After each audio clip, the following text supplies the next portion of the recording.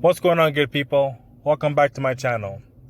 This is going to be a follow-up to the previous video I just did on the NFL draft and the quarterbacks coming out this year.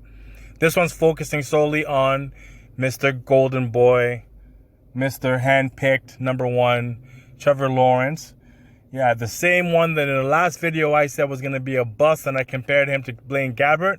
We're going to do a follow-up to him because there's been a lot of talk in the media and about his commitment to football.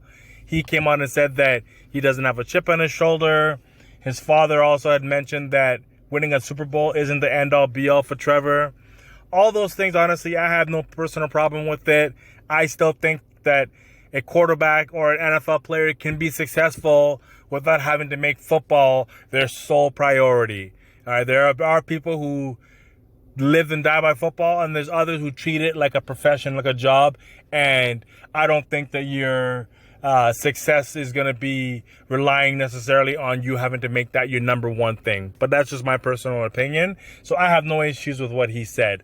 My issue is with the media and how they're taking it, because had this been another quarterback, let's say Cam Newton, coming out of college, so many questions around him for whatever reason. I don't know why, but he was a Heisman Trophy winner, destroyed the league, led his team, Auburn, to a national championship, and there was still a lot of people talking about his commitment to football and is he going to be able to buy in and all that. Had these comments been said about what was said about Trevor Lawrence, if that was said about Cam when he was coming out, he would have got destroyed, would have never been the #1 overall pick. So I think there's a double standard when it comes to white quarterback versus black quarterback. You can go back to Deshaun Watson, destroyed the league, led Clemson to a national championship over Nick Saban and that insanely stacked Alabama team, and he nearly beat them a second time. 1 or 2 plays away, he probably wins that game. So he should have easily been the consensus #1 pick, but he wasn't. He slid down, and I think he was the 5th quarterback that was picked. I think at number 12 or so. Should have been #1. There's no way. If that was a white quarterback, he would have gone #1. All right? Then we fast forward also. We have Lamar Jackson. Destroyed college football. Heisman Trophy winner. Should have been back-to-back Heisman Trophy winner. And so many questions around him. He slid all the way to the back end of the first round where Baltimore picked him up. Again, had this been a white quarterback who did exactly what he did, I don't think he gets out of the top 10. And all this isn't new. We've seen this before with several quarterbacks. We can go back to the early 90s. I think it was 94 when Charlie Ward was playing football for Florida State.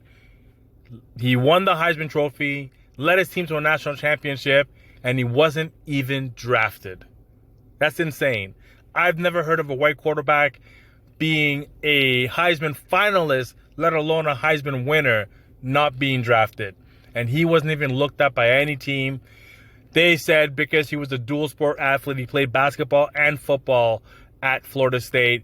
So the NFL didn't think that he was committed enough to football.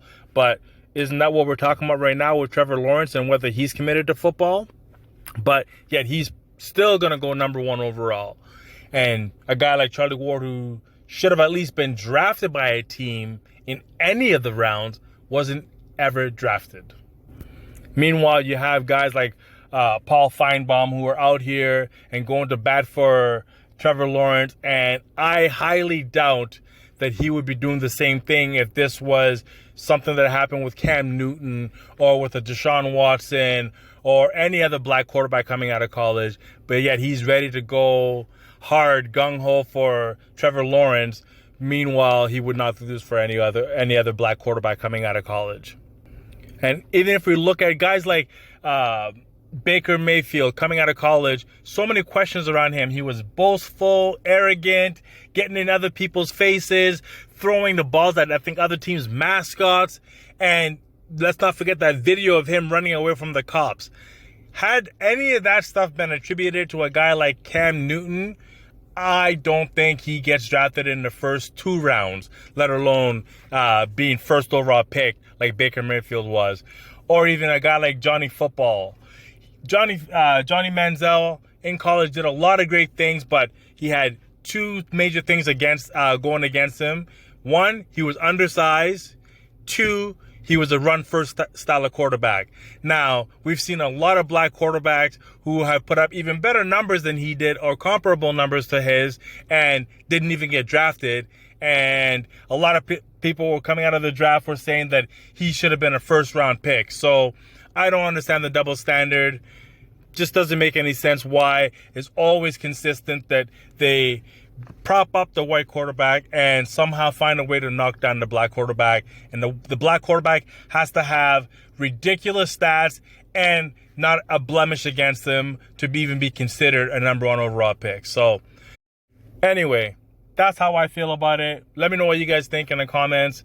Thumbs up, thumbs down. You do as you please. I'll catch you guys in the next video.